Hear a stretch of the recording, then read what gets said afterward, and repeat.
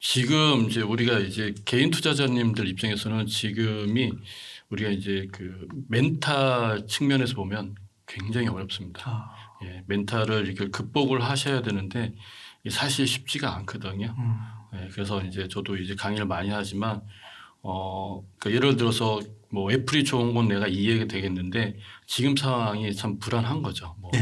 뭐 전쟁까지 나왔잖아요. 예, 그러니까 상상할 수 없는 일이 지금 계속 일어나고 있으니까 그다음 유가도 뭐 우리가 그 130달러 1배럴에 참고적으로 1배럴은 건 드럼통이거든요. 우리 드럼통이 130달러 정도로 넘기도 했죠. 그다음에 환율 같은 경우는 1240달러니까 우리 이제 어느 투자은행 같은 경우에 이제 유학생들 유학비 보낼 때 참 버겁다고 요즘에 네. 진짜 많이 힘들다고 얘기도 많이 하시더라고요.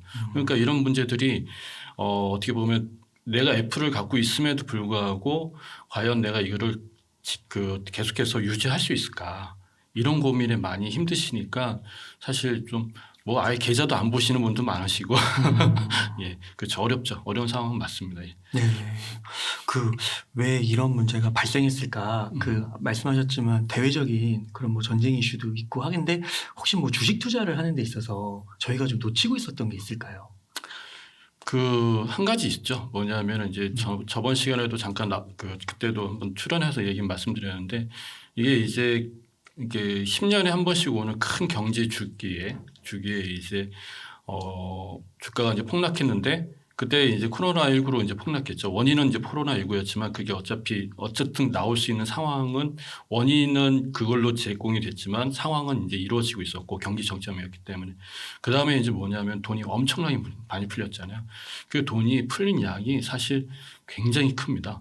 10년 전에 2008년도에 풀린 돈보다도 뭐 어마어마하다니까 무제한이라고 하니까 당시에 코로나19 당시에 그 독일 총리가 뭐라고 하셨냐면은 3차 세계대전급이라고 얘기했거든요. 네. 그러니까 그 정도로 그 코로나19를 받아들이는 어떤 그 지도자들이 봤을 때는 굉장히 충격이 컸던 거죠. 그러다 보니 이 문제를 해결하기 위해서는 막대한 돈이 쏟아질 수밖에 없었던 거고.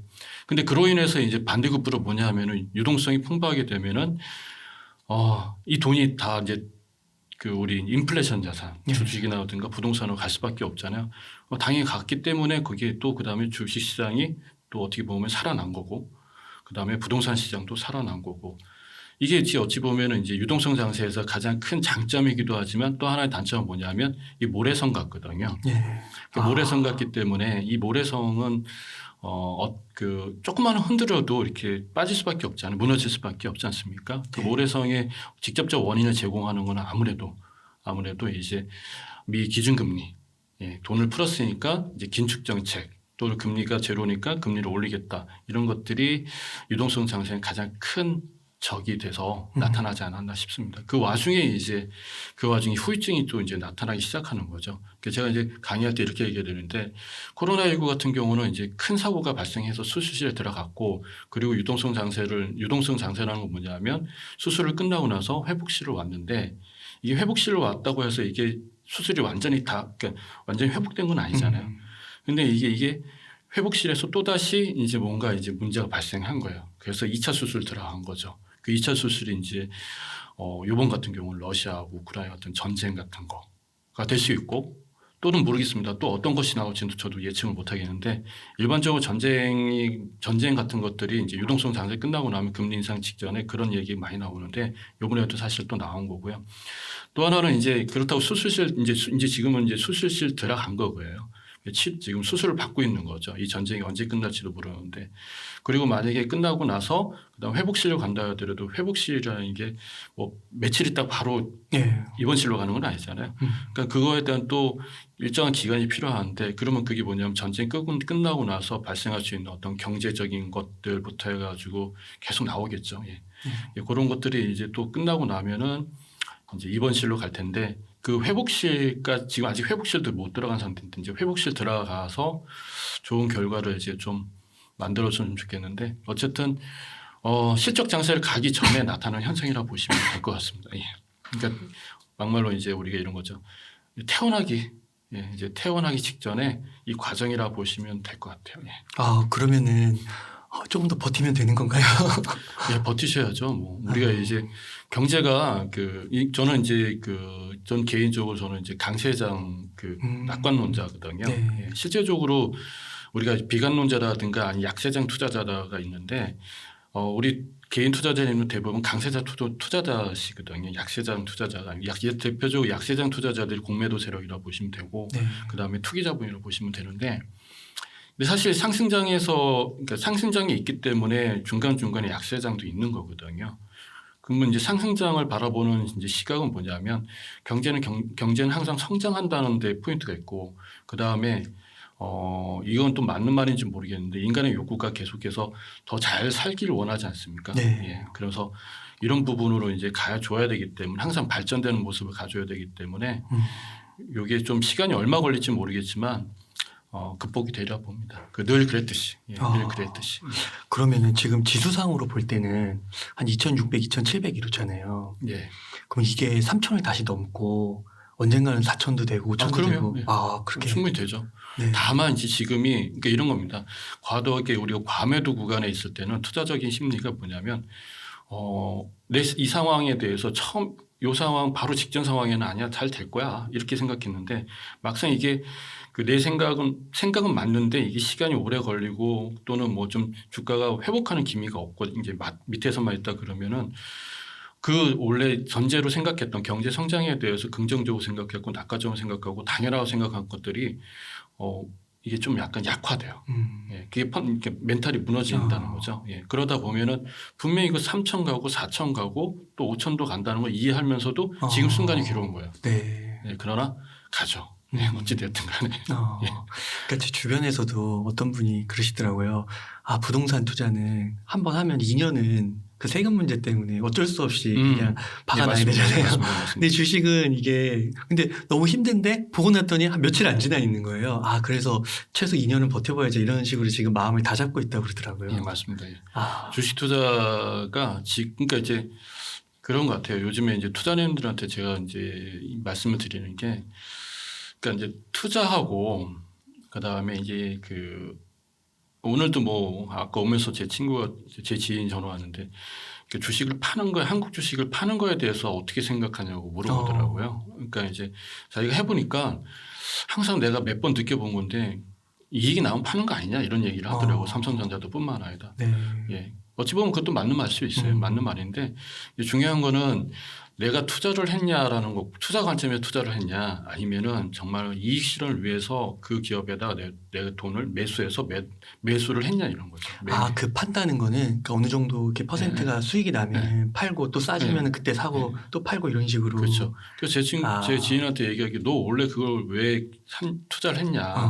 투자 관점에서 기업에 대해서 긍정적으로 보고 오랫동안 투자하려고 했던 거 아니냐. 근데 그 질문을 던졌을 때 두 가지죠. 뭐냐면 꼭 그런 것만 아닌 것 같기도 하고 난 원래 또 오랫동안 투자하려고 하기도 했던 거고 그러니까 이게 왔다 갔다 하는 거예요. 아무리 좋은 기업이라도 내가 어떤 전략을 세웠다 그러면 거기에 맞추시는 게 맞겠죠. 예.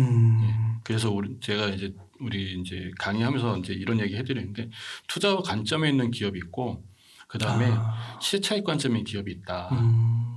이건 구분을 되셔야지만 되는데 이게 지금 특히 요즘 같은 상황에서는 막 헷갈리시기도 하고 내가 막 한 게 맞은 건지 틀린 건지 막 혼란스러워 하시기도 하죠. 예.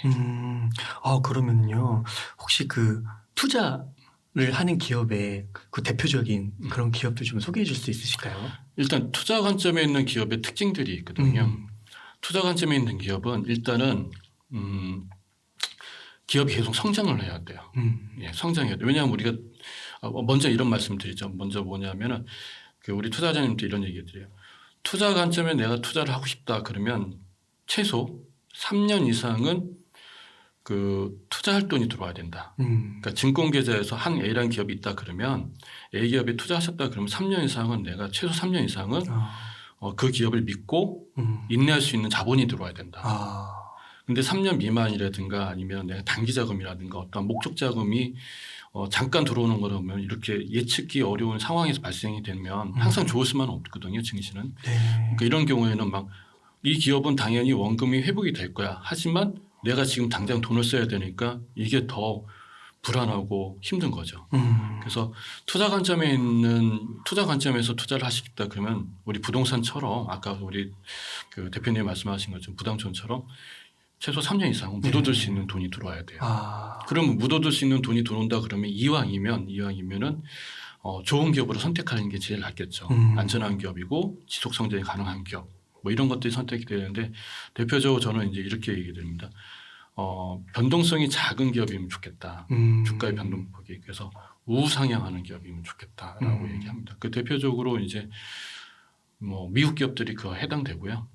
그 다음에 이제 한국 기업들은 어제도 이제 우리 투자자님들하고 이야기했는데 그 전에 제가 이제 이렇게 얘기해요. 탑 10이면 될 것 같다. 시가총액 탑 10.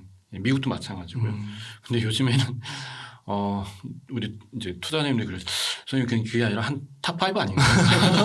한국 주식은 또 어떤 분 탑 5도 아닌 것 같은데 막 이렇게 얘기하는 아마 이거 이제 듣고 계시는 우리 시청자 여러분들 아마 공감하실 거예요. 예. 아닌 거 알면서도 공감되는 부분이 있지 않습니까? 맞아요. 그죠? 예. 그러니까 이게 좀 미국 주식, 미국 기업도 뭐 많다고 하지만 그렇지도 않거든요. 예. 그러니까 상위 랭커들이 좀 그러고 있고 한국 같은 경우는 그래도 최소 탑 10 이내에 있는 것들은 투자 관점에서 보시면 좋을 것 같다. 근데 얘네들의 특징이 있어요. 조금 더 말씀을 부연 설명해 드리면 그러니까 투자 관점에 있는 기업들은 우리 투자자님들이 어떤 기업을 선택하시는 게 좋냐 하면은 독과점 기업을 선택하시는 게 좋습니다. 예.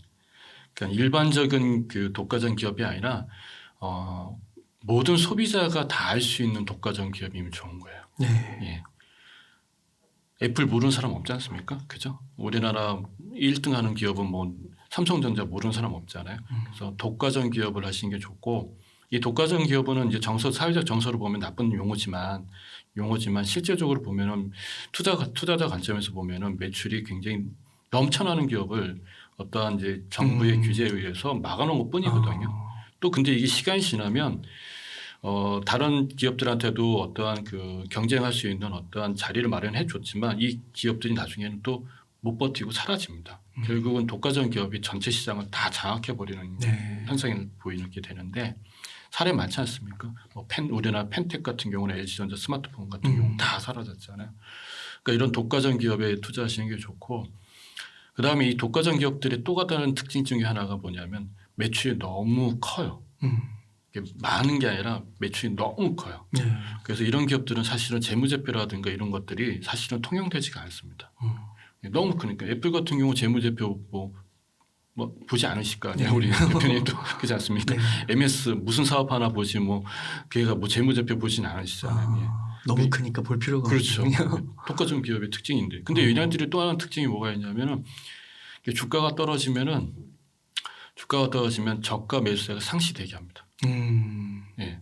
그들이 누구냐면 대부분 뭐 외국 기관 투자자가 되겠죠. 아니면 뭐 큰 손 경험 있는 투자자들이 대부분 그런 거고. 근데 우리는 이제 근데 이런 그 투자 관점에 있는 기업 또 다른 특징이 하나 있어요. 하나는 뭐냐면 좋은 뉴스가 하나도 거의 없어요. 예. 삼성전자 96,000원이고 그다음에 과거 96,000원도 갔지만 매출 어마어마하게 좋잖아요. 근데 좋은 뉴스 많이 들어보셨어요? 365일 동안? 아니요, 지금 못 들은 것 같아요. 그죠? 많이 못 들어보셨죠? 애플도 마찬가지고. 그런 건가요? 예. 저는 진짜 이게 기업이 안 좋아지고 있나 그런 생각이 들어요. 예, 그죠. 근데 나중에 들어보면은 매출이 뭐 사상 최대라고 하고. 이번에도 시스템 반도체 부분에서도 많이 올라왔더라고요. 그 주가만 떨어진 거거든요. 근데 이게 이런 기업들의 특징이 뭐냐면 좋은 뉴스보다는 나쁜 뉴스가 워낙 많아요. 그렇구나. 예. 그런데 문제는 뭐냐면 주가가 그런 뉴스를 통해서 주가가 빠지면은 또 누군가가 사가지고 또 정고점을 또 올려버리고 시간이 지나면 계속 이렇게 가잖아요. 예. 이런 독과점 기업들 또는 뭐 이런 기업들이 모두가 아는 기업들. 그러니까 예를 들어서 뭐 소비자, 우리 소비자잖아요. 예, 소비자 5천 예를 한국이다 그러면 5천만 명이 아는 기업들이 사실은 우리가 투자 관점에 있는 기업으로 보셔야 될 것 같아요.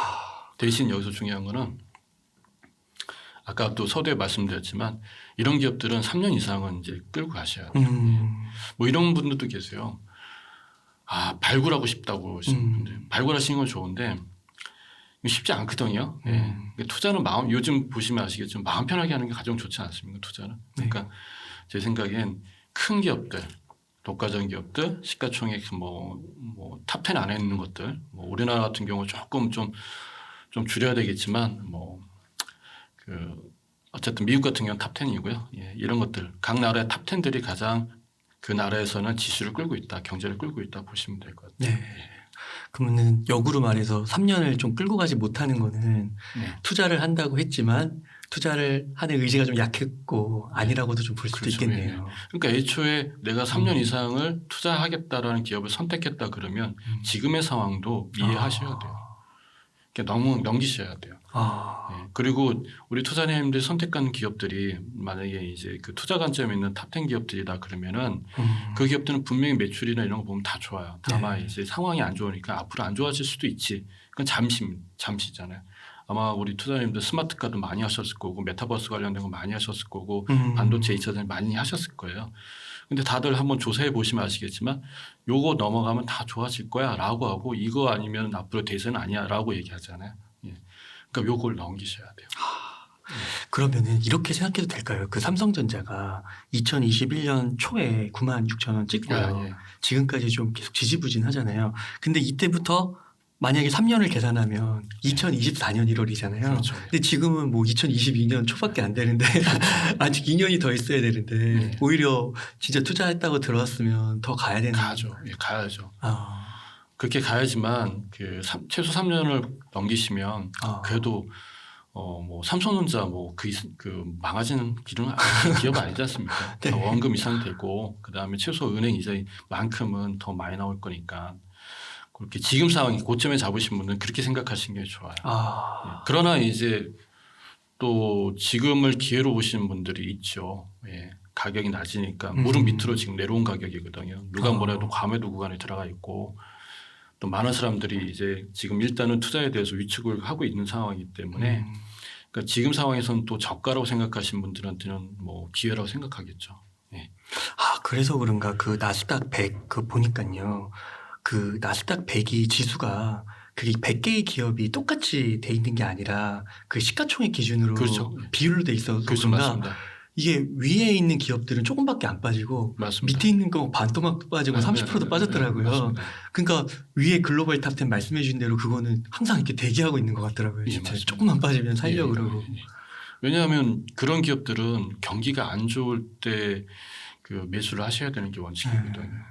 그러니까 투자 관점에 있는 기업들은 매수 시점을 이제 물어보신 분들이 많은데 가급적이면은 기회가 된다 그러면 경기가 안 좋을 때 하시는 게 좋습니다. 어차피 경기가 살아나면 걔네들이 주도권을 갖고 있기 때문에 그러다 보니까 다른 이제 중소형주라든가 시가총액 밑단으로 내려가면 내려갈수록 매수세가 이쪽에는 너희들도 나중엔 잘 될 거지만 지금 뭐냐면은 그 주도주가 빠졌을 때 매수세가 이쪽에 먼저 붙기 때문에 하락률이 얘네가 적고 얘네들은 단적으로 보면 미국하고 한국하고 또 사례가 똑같아요. 미국 시장 규모가 크고 한국 시장 규모가 너무 작잖아요. 그러니까 아무리 삼성전자가 좋다 하더라도 외국 기관 투자자 입장에서 보면은 애플을 우선순위로 할 수밖에 없는 거예요. 예. 그렇게 보시면 될 것 같아요. 그러면은 꼭 그게 이렇게 한국 주식은 장기 투자가 안 된다. 미국 주식만 우상향이 된다. 이렇게 퉁쳐서 볼 게 아니라 쪼개고 보면 한국에도 그런 그렇죠. 우상향하는 기업이 네. 있다. 한국에도 투자 관점에 있는 기업들이 있어요. 네. 있는데 경험적으로 보면 이게 참 많지가 않은 게 좀 안타깝죠. 예. 네.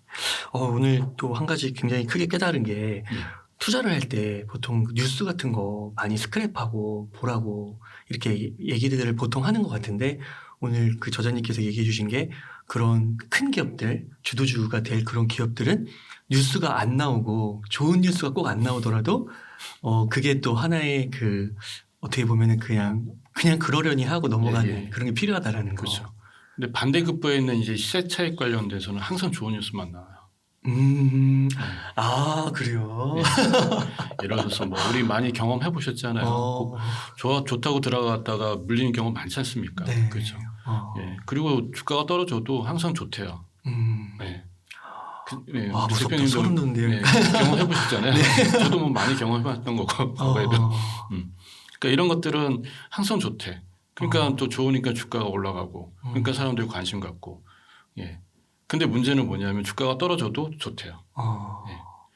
그러면 이제 투자자님들이 항상 이거 좋다고 실적 좋다고 하는데 이거 어떻게 해야 될까요? 이미 이제 시세 차익으로 해서 이제 나갈 사람 나가고 있는데 막차 타는 우리들 같은 경우는 답답한 거죠. 이게 분명히 팩트로 보면 좋다고 하는데 이거 빠져나와야 돼, 못 빠져나와야 돼 이런 거죠. 예. 그러니까 뭐 언론 플레이죠. 뭐. 예. 그렇구나. 예. 와, 소름 돋네요. 약간 몸이 약간 아까 그 말씀 드릴 때 약간 예. 찌릿했어요. 그렇습니까? 네, 와, 그게 또 이렇게 다른 거군요. 앞으로 뭐 여기서 더 빠질 거고, 뭐 더 바닥으로 갈 거고, 막 2,500, 2,400 될 거고, 뭐 혹시 이런 것도 좀 전망을 하시나요? 사실 이렇게 전방하기는 어렵습니다. 어렵고. 예단하기도 어렵고 그러나 이제 그러니까 이런 거죠. 주식을 미래를 예측하는 건 사실 그건 어리석은 것 같고요. 다만 이제 과거의 그 경험들이 또다시 반복되는 경향은 있긴 있습니다. 지금도 마찬가지고. 근데 이제 이게 어떻게 이제 반복이 되냐 이제 그런데 과거에 보니까 이제 그 유동성 장세에서 실적 장세 가기 전에 보면은 금리 인상 직전이죠. 그때 보면은 이제 전쟁 관련된 것도 나오고 그다음에 지난번 같은 경우 외환 위기, 유럽발 외환 위기가 있었고 이 두 가지가 항상 같이 가요. 왜냐하면 후유증이라는 게 나올 수밖에 없고요. 그다음에 경제가 잘 될 거라 생각하니까 각국의 이익적인 문제 때문에 서로가 이번에도 마찬가지 유가 문제라든가 원자재 문제 같은 것도 어떻게 보면은 앞으로 경제가 좋아질 걸 생각하고 있기 때문에 이 그 산유국이라든가 이 원자재를 이제 그 생산하는 국가들이나 기업들 입장에서는 지금이 굉장히 좋은 호기가 될 수 있어요. 네. 뭐 한간에 말씀 들어보셨지만 우리가 소주값 이제 인상이 되잖아요. 인상이 되니까 식당에서 소주를 사재게 해놓는 거예요. 그럼 이건 분명히 이익이 되지 않습니까? 판매될 때. 그것처럼 지금 원자재와 관련된 기업들이나 국가들은 지금 상황에서 돈은 풀렸으니까 물가는 올라가야 되니까 지금 그 상황을 그러니까 최대한 활용을 하려고 노력하는 거고 그러다 보면 또 후유증은 이제 곳곳에 나타나게 되겠죠. 예. 그래서 이번에는 조금은 센 건 사실입니다. 네. 센 건 사실입니다. 코로나 자체가 3차 세계대전급이고 또 러시아하고 우크라이나 전쟁 사실 이게 서로 총칼만 들이지 않았지 미국하고 유럽하고 총칼만 들이지 않았지 제 생각에는 이건 거의 3차 세계대전급이라고 봐야죠. 그러세요. 금융 전쟁이고 에너지 전쟁이기 때문에 옛날처럼 뭐 2차 대전, 1차 대전처럼 뭐 그런 거하고 좀 다른 차원의 전쟁이라고 봐야 되겠죠. 네. 예, 그렇게 또 보시는군요. 그러면은 지금 뭐 바닥은 알 수 없지만 지금 이렇게 좀 그 전 고점에서 좀 떨어진 거 봤을 때는 말씀하신 대로 그런 주도주나 탑10이나 이런 기업들은 조금씩 분할 매수 관점으로. 그러면 그 혹시 저자님만의 그 분할 매수법 같은 게 혹시 있으신가요? 그러니까 투자 관점에 있는 건 사실 분할 매수라는 건 원칙적으로는 없습니다. 네. 내가 예를 들어서 제가 애플을 사겠다 그러면은 시세가 중요한 게 아니죠. 왜냐하면 항상 지금 내가 이렇게 갈 거라고 생각하는데 때로는 내가 위에 높은 가격에 살 수 있고 때로는 운 좋게 진짜 요즘 저는 낮은 가격에 살 수 있거든요. 그래서 투자 관점에 있는 기업들은 뭐 목돈이 있다. 그러면은 내가 확신이 있다 그러면은 사실 그때가 들어가는 시점이 맞아요. 부동산처럼 그냥. 네. 그러나 이제 내가 요즘처럼 이제 불안하다. 그럼 확신이 없는데 불안하다. 그러면 이제 이건 맞긴 맞는 것 같아. 그러면은 분할 매수를 하는 게 제일 좋죠. 아니면 지금 같은 시장에서 나는 참는 것도 중요해요. 시장이 완전히 꼭 바닥에서만 사시려고 하시면 안 될 것 같아요. 그건 사실 욕심입니다. 네. 예, 그것도 하나의 욕심이잖아요. 그러니까 차라리 시장이 완전히 이제 해소가 되고 이렇게 올라갈 때 한 몇 개월이나 아니면 1년 동안 좀 인내하는 필요하죠. 내가 저 애플을 사고 싶은데 애플을 살 수 있는 시기를 꼭 낮은 가격이라고 생각하지 마시고 시장이 호전됐을 때 하는 것도 나쁘지 않거든요. 네. 그래서 사고는 싶어. 근데 방향을 잘 못 트겠어. 못 잡겠어. 그러면 가장 좋은 방법은 분할 매수가 좋고. 근데 내가 확신 있어. 그러면 그 시기는 크게 중요하지 않다. 근데 요즘처럼 어려운 장세에서는 아예 경기가 좋아질 때 하는 것도 나쁘지 않습니다. 그러니까 혹 전문가분들 중에서 이런 식으로 얘기를 하시는 분들이 있더라고요. 그 올해 지금은 안 좋지만 하반기 때 좋아질 거니까 예를 들어 이런 주도주에 투자한다고 했을 때 지금은 기다렸다가 그 하반기 전에 뭐 여름에 넣어라 그렇죠. 뭐 이런 식으로. 예, 그게 이제 그런 얘기죠.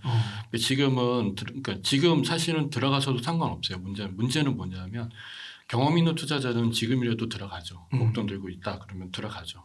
버틸 수 있으니까. 아. 근데 이제 우리 개인 투자자님들은 들어갔는데 이게 빠지면 더 불안해하시거든요. 아. 그 멘탈적인 문제이기 때문에 아까 말씀드린 대로 우리 다른 전문가님들 말씀, 그러니까 분할 매수라는 거는 사실상 투자 관점에서 그 의미가 없는 거죠. 예. 내가 확신이 있는데 분할 매수 할 이유가 없지 않습니까? 그리고 그 하반기 때 좋아진다는 것도 하나의 예측으로 틀릴 수도 있는 거죠. 네, 틀릴 수 있는 거죠. 그래서 아.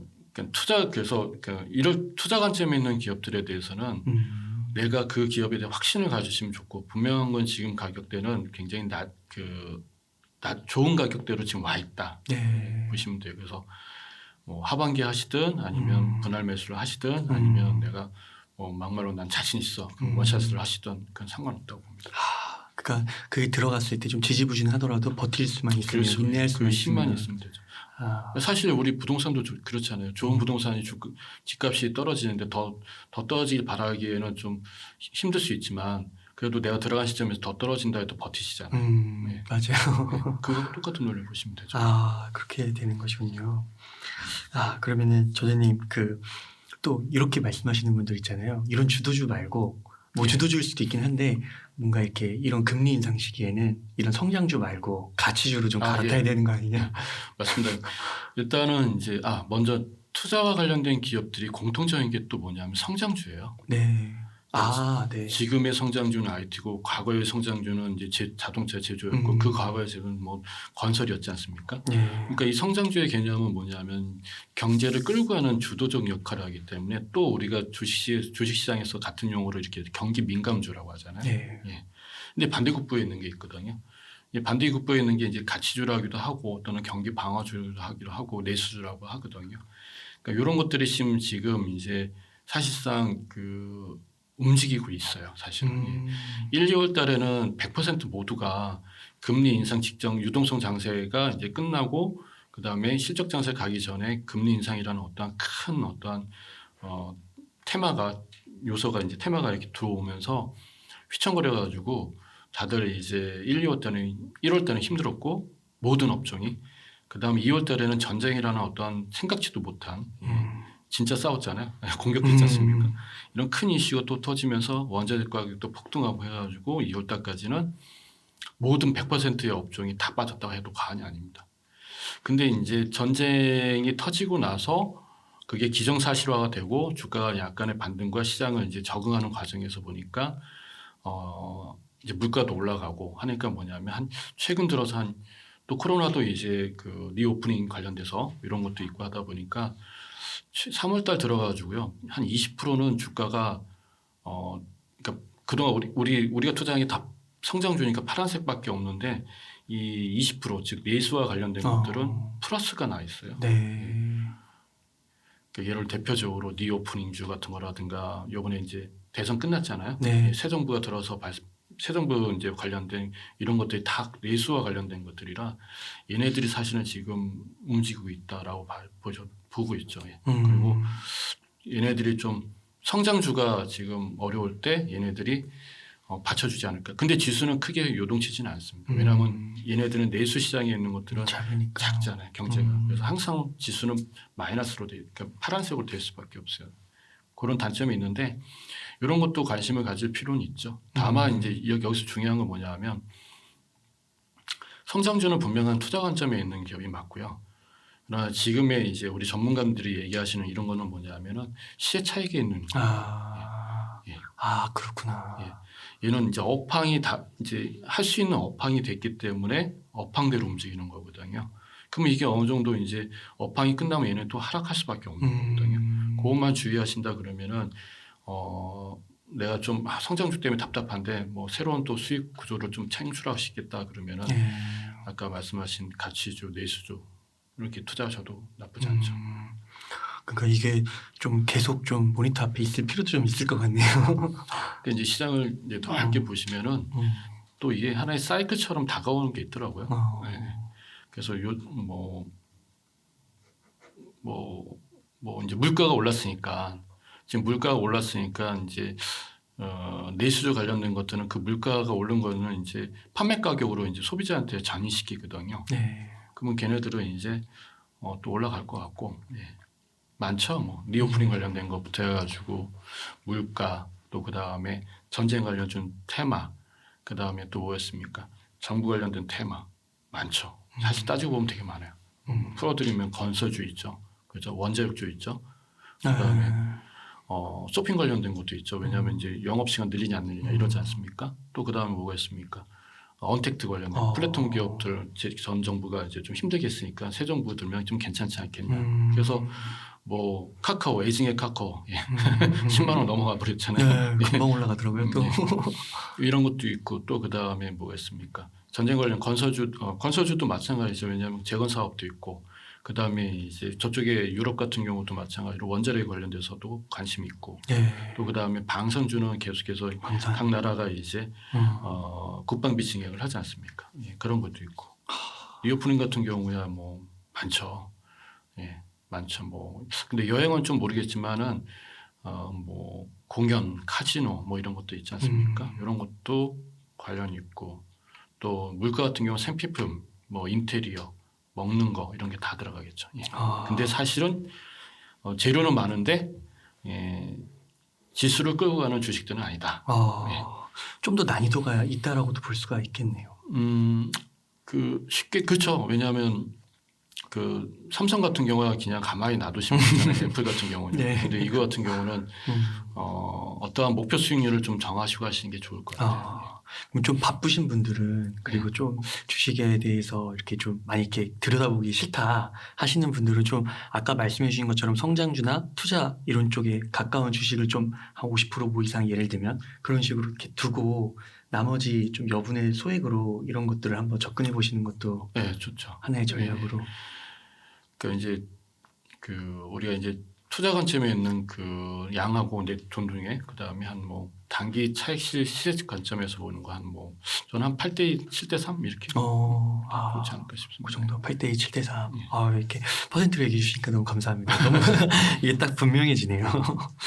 그리고 한 가지 좀 궁금했던 게 지금 아까 말씀해 주신 것처럼 그 인플레이션, 물가 상승 그게 굉장히 심각하다고 많이 이렇게 이야기하면서 금리 인상도 이슈가 이번에 FOMC도 막 이렇게 되게 촉각을 곤두세우고 있잖아요. 근데 이 인플레이션이 좀 쉽게 잡히리라고 보시나요? 그러니까 어떤 캐시우드 같은 입장은 디플레이션 어차피 시대라고 갈 거라고 또 얘기도 하긴 하더라고요. 예. 시간적인 게 필요할 것 같은데 일단 이렇게 봐야 되겠죠. 그러니까 인플레이션이라는 게 있고 요즘 스태그플레이션 단어 많이 나오잖아요. 그다음 디플레이션 단어도 있고 리플레이션도 있는데 그러니까 각각을 이렇게 풀어보면 인플레이션 같은 경우 우리가 생각하는 인플레이션은 나쁜 인플레이션이거든요. 사실은.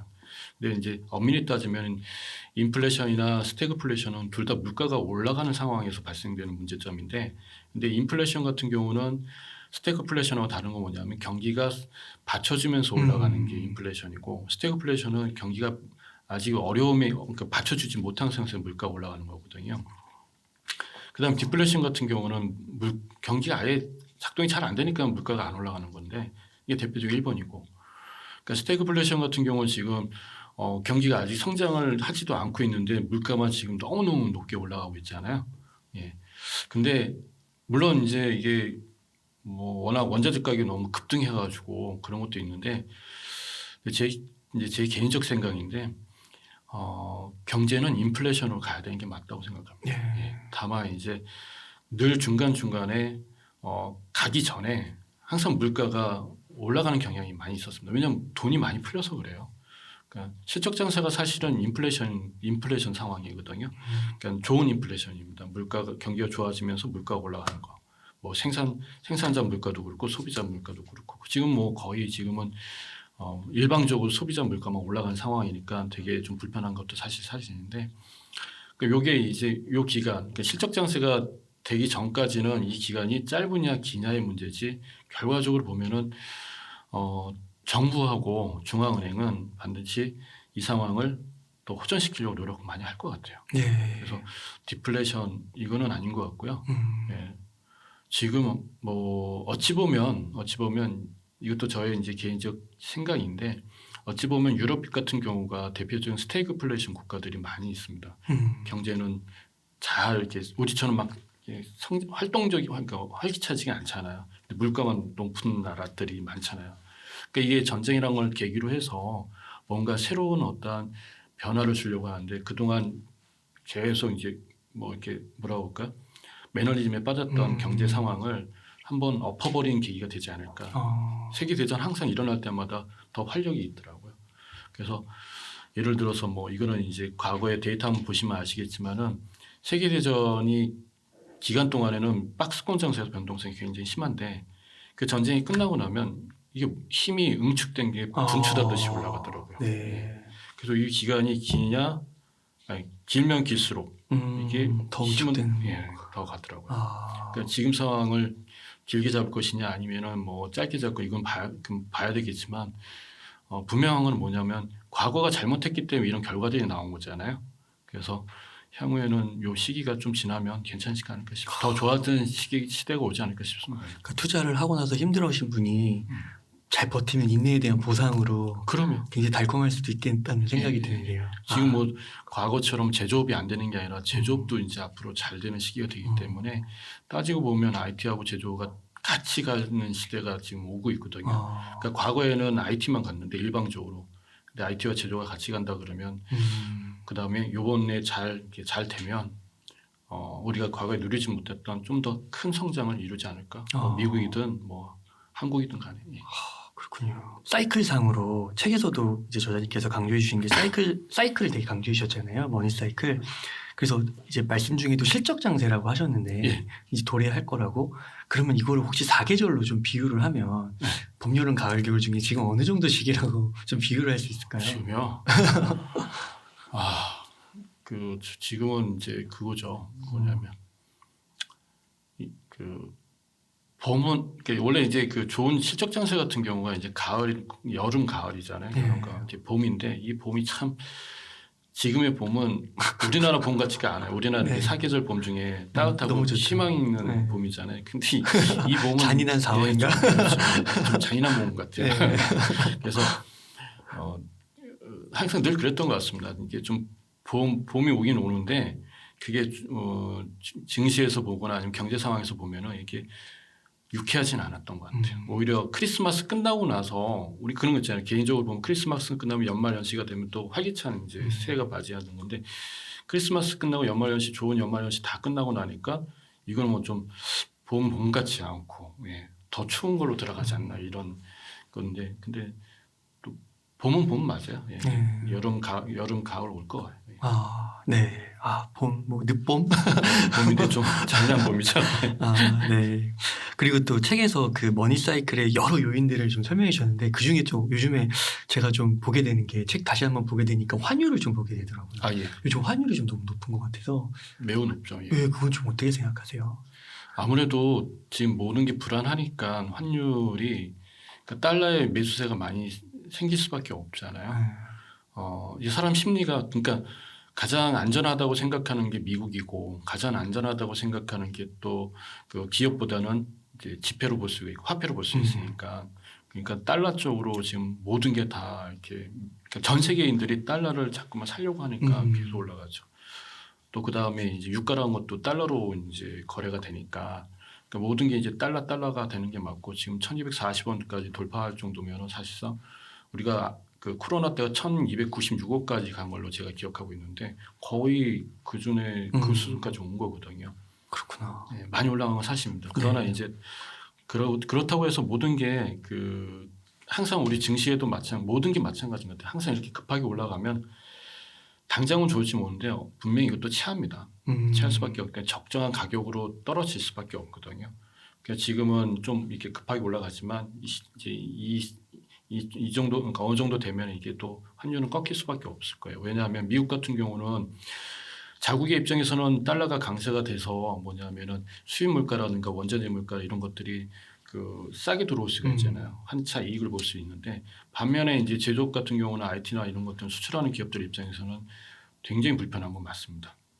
그러나 이제 미국 같은 경우는 다시 경제가 살아나기 위해서는 어떻게 하냐면 약달러로 가야 되잖아요. 그래야지 가격 경쟁 능력이 생길 수 있으니까.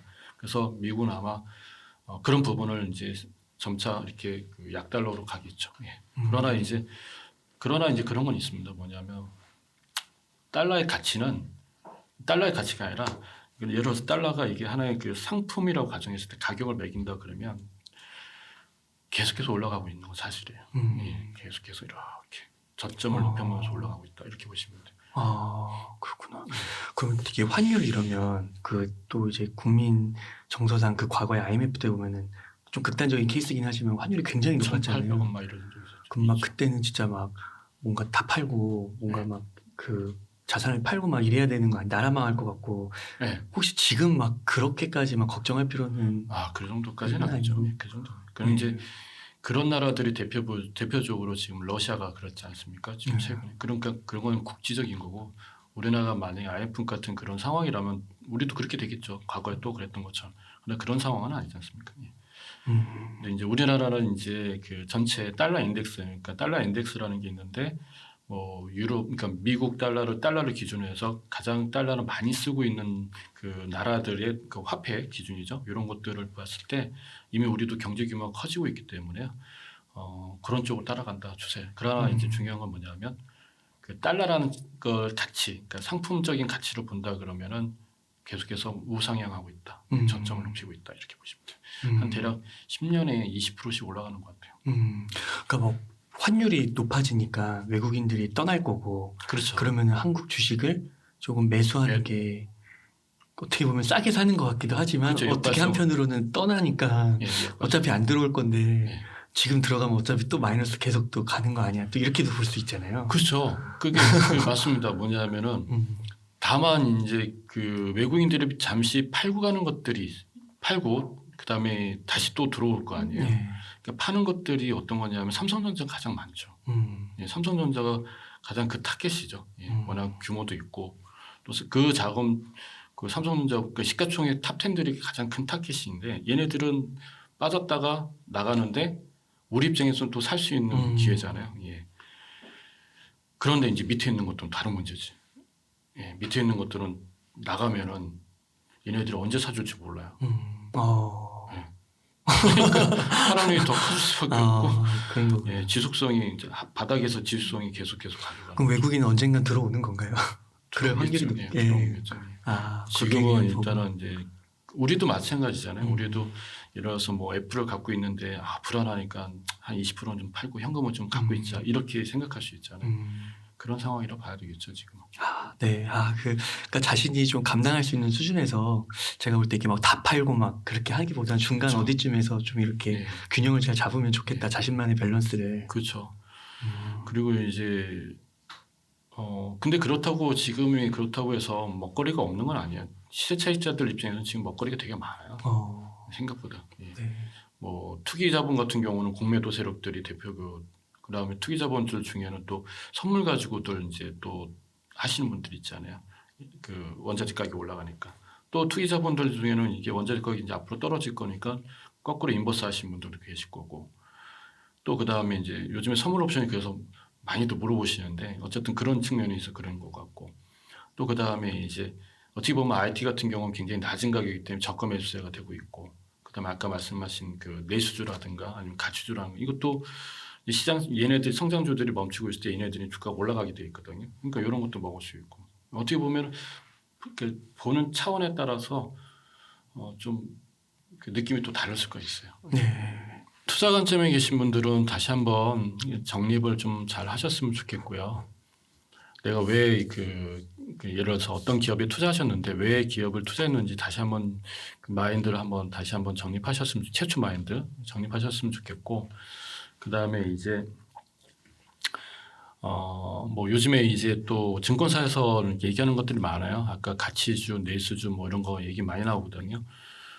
그런 걸 만약에 투자를 하신다 그러면 시세 분출이 얼마만큼 될지 모르겠습니다. 과거 데이터 보면 꽤 크게 시세가 분출된 사례도 많고 하니까 100%도 나오고 그러나요? 예, 예를 들어서 뭐 한샘이라든가 이런 것들이 뭐 인테리어 관련된 것들 있잖아요. 그다음에 먹거리 관련된 게 뭐 10배 이상도 나온 것도 많아요. 그래요? 예. 8년 동안 지금 바닥에서 기고 있는데 그게 이제 얘네들이 이제 움직이려고 하는 것 같아요. 그렇다고 해서 그렇게 되지 않을지는 저는 잘 모르겠지만 뭐 이런 얘기는 좀 드리면 좀 맞는지 모르겠는데 증권사에서 나오는 기사들 중에 어려울 때 나오는 기사들은 사실 그건 잘 볼 필요가 있어요. 네, 좋을 때 나오는 기사들은 소름 그건 좀 돋았어요. 반대로 생각하시고 왜냐하면 어, 어려울 때 나온 기사들은 투자 참여율이 떨어지잖아요. 예. 그러니까 그걸 어떻게든지 좀 관심을 갖게끔 할 수 있는 거죠. 근데 요즘에 보니까 그런 쪽으로 계속해서 나오고 있는 건 사실입니다. 예. 그리고 실제적으로 주가들이 좀 움직이고 있고 차트 뭐 보시죠 아시는 분은 아시겠지만 장대 양봉이나 거래량이 터지는 것도 또 나오고 있고 또 재무제표도 보면은 1분기, 2분기 뭐 분기별로 이렇게 있잖아요. 조금씩 살아나는 분위기도 있고 뭐 그런 것들이 제 생각에는 이제 할 텐데 추천을 받거나 하시게 될 텐데 이거는 이제 시세 차이다. 업황 사이클이 있기 때문에 뭐 애플을 끌고 가는 것처럼 그렇게 끌고 갈 수는 없다. 이렇게 좀 말씀드리고 싶습니다. 나중에 잘못해서 또 그때 못 팔았니 이런 거보다는 그죠. 예. 그래서 오늘 말씀해 주신 거 투자의 관점, 시세 차이 그거 한번 진짜 방송을 좀 몇 번씩 들으면서 꼭 그것을 이해하시면 좋을 것 같고 너무 인상 깊었던 게 또 그 3년이라는 구체적인 수치를 주셔가지고 예. 정말 내가 지금 투자할 때 3년을 바라볼 수 있느냐 그런 돈이냐 예. 그런 것 다시 한번 생각해보고 또 하나는 그 뉴스에 대한 것도 굉장히 예. 센세이션했습니다. 오히려 그런 투자 관점에서 보는 주식들은 안 좋은 뉴스가 더 나올 수 있다. 예. 그렇죠. 그리고 다른 주식은 시세 차익이나 뭐 이런 주식은 그 반대일 수도 예. 있다.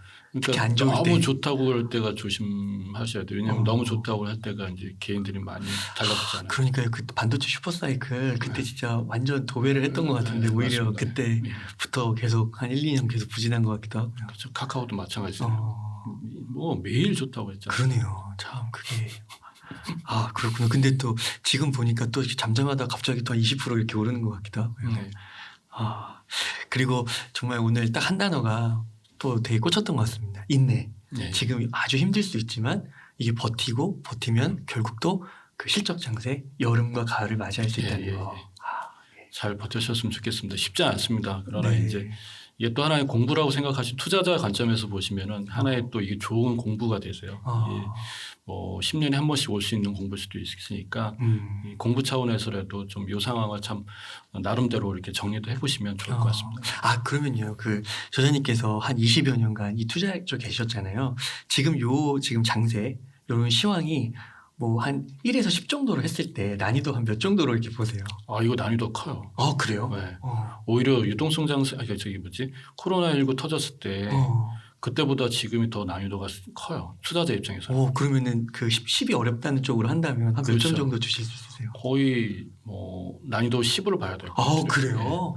오히려 코로나19 때는 이게 떨어진 속도가 그때는 시장 참여율도 많지도 않았고 네. 이렇게 떨어질 때 이미 사람들은 그 전에 많이 이제 고점에 서셔가지고 포기하셨던 상황인데 이게 그 코로나 3월달 떨어질 때 한 3월달에 떨어졌을 때는 우리가 왜 그냥 그냥 맞이한 거거든요. 그리고 그때 뭐냐면 해결책을 내놓기 때문에 돈을 많이 풀어가지고 바로 한 달 만에 확 올랐잖아요. 이건 그게 아니라 좀 내가 알고서 당하는 거예요 지금. 맞지 않습니까? 이게 우리가 회색 코뿔소라고 하지 않습니까? 뭔가 오고 있는 거 알면서 피할까 말까 하는데 지금 그 두려움이 계속 가는 거죠. 그래서 이게 투자자들 입장에서는 경험이 좀 많지 않으신 투자자 입장에는 지금 난이도가 굉장히 센 겁니다. 그렇구나. 이거를 잘 공부하시고 기회를 잡으셨습니다. 앞으로 투자를 오래 하실 거라면 지금 같은 경우는 굉장히 그 중요한 공부가 될 수도 있으시죠. 갑자기 그 니체가 나를 죽이지 못하는 고통은 나를 더 강하게 한다 뭐 이런 말 있잖아요. 그 말씀처럼 아까도 또 이렇게 응축되면 더 폭발할 수도 있고 그런 것처럼 지금 이게 되게 힘들 수 있지만 잘 견디면 이게 내공이 될 수도 있겠네요. 경제도 마찬가지. 그러려고 지금 지금 상황이 발생하고 있는 거예요. 엄청난 희망의 메시지를 그리고 그 견딤의 에너지를 주신 것 같아요. 그럼 혹시 서브프라임 때는 한 몇 점 정도 주실 수 있어요? 서브프라임 때 그 당시에는 우리 코로나하고 비슷했어요. 그래서 이게 사실은 뭐 점수로 얘기한다 그러면 한 7, 8점 정도가 맞죠. 근데 말이 7, 8점이지 그냥 순식간에 지나갔거든요. 그것도 서브프라임 때도. 사실 코로나는 더 순식간에 지나갔지만 근데 문제는 코로나 터지고 서브프라임 끝나고 나서 2010년도, 11년도, 12년도, 13, 14년도까지 그 긴 시간이 굉장히 길었어요. 외환 위기도 저기 막 유럽 위기도 그렇죠. 있고. 그다음에 그 또 전쟁권도 있고 네. 국지전이지만 그리고 또 그때도 그 석유 가격이 130달러 막 몇 년간 그렇게 지속이 됐었고 아주 그냥 복잡했죠. 그다음에 제조 같은 경우는 완전히 이렇게 사양길이고 그다음에 뭐 우리나라 같은 경우는 금융 조정 많이 일어나고 전 세계적으로 대학생들이 그 시위도 하고 맞잖아요. 그것도 난이도가 한 10 정도 됐죠. 그거를 지나고 나니 이제 실정자세가 됐고 또 저번에 제가 저한테 여쭤본 것 중에 재테크 무관심이라는 게 이런 난이도에서 나오죠. 예. 그렇군요. 너무 힘드니까.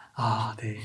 역시 선생님 그 오랫동안 이 투자 쪽에 계셔가지고 이렇게 귀중한 인사이트를 주실 수 네. 있는 것 같습니다. 너무 감사합니다. 감사합니다. 그러면 저자님 오늘은 한 이 정도에서 마무리할까요? 예, 너무 감사드립니다. 이렇게 해서 주식 투자와 머니사이클의 저자이신 안동훈 저자님을 모시고 이야기를 나눠봤습니다. 긴 시간 동안 유익한 인사이트 많이 나눠주셔서 감사의 말씀드립니다. 오늘 고생 많으셨습니다. 예, 고맙습니다.